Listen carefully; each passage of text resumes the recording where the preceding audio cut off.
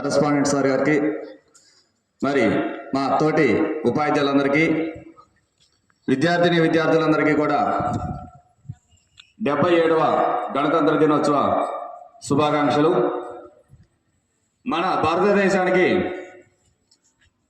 1947 అనగా 1947 ఆగస్టు 15న స్వాతంత్రం వచ్చింది. వచ్చినప్పటి నుంచి బ్రిటిషు వారు మనల్ని అయితే వదిలేసి వెళ్ళిపోయారు, కానీ వాళ్ళ యొక్క రూల్స్ అండ్ రెగ్యులేషన్స్ 1950 వరకు మనం అమలు చేసుకోవడం జరిగింది. అంటే వాళ్ళ చట్టాలు మనకు అమలు అవుతూనే ఉన్నాయి. అప్పుడు రాజేంద్ర ప్రసాద్ గారు మనకంటూ ఒక చట్టము ఉండాలి, మనం ఏ విధంగా మన భారతదేశాన్ని పరిపాలించుకోవాలి అనే ఉద్దేశంతో రకరకాల కమిటీలను ఏర్పాటు చేయడం జరిగింది.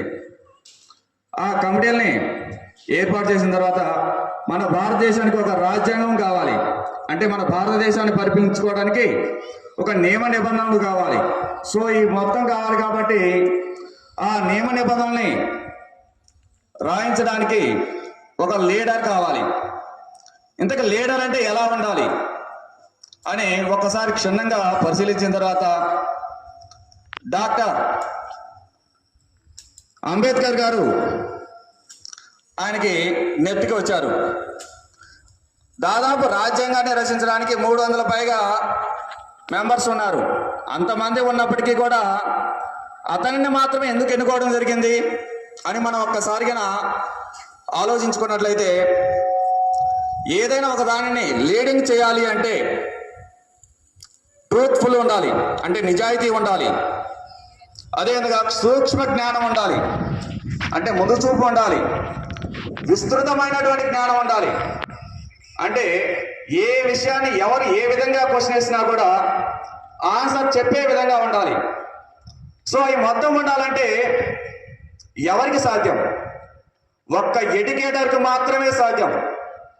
అంటే అతనికి కనిపించినటువంటి పుస్తకాలు మొత్తం చదివాడు, అదేవిధంగా దాదాపుగా 23 డిగ్రీలు చేసినటువంటి ఘనత అంబేద్కర్ గారికి ఉంది. 23 డిగ్రీలు అంటే మామూలు విషయమా? మనం 1 డిగ్రీ 2 డిగ్రీలు చేస్తానికే చాలా కష్టంగా ఫీల్ అవుతాం. అలాంటి 23 డిగ్రీలు చేసినటువంటి ఘనత అంబేద్కర్ గారికి చెందింది. అంటే ఇంక అంతగాడికి గొప్ప మీద ఎవరన్నా ఉంటారా? ఉండరు. అతనైతేనే కరెక్ట్గా లీడ్ చేయగలడు, ఎవరు ఎటువంటి క్వశ్చన్ వేసినా చెప్పగలడు, ముందు చూపు గలవాడు అని అతన్ని ఆ డ్రాఫ్టింగ్ కమిటీకి అధ్యక్షుడిగా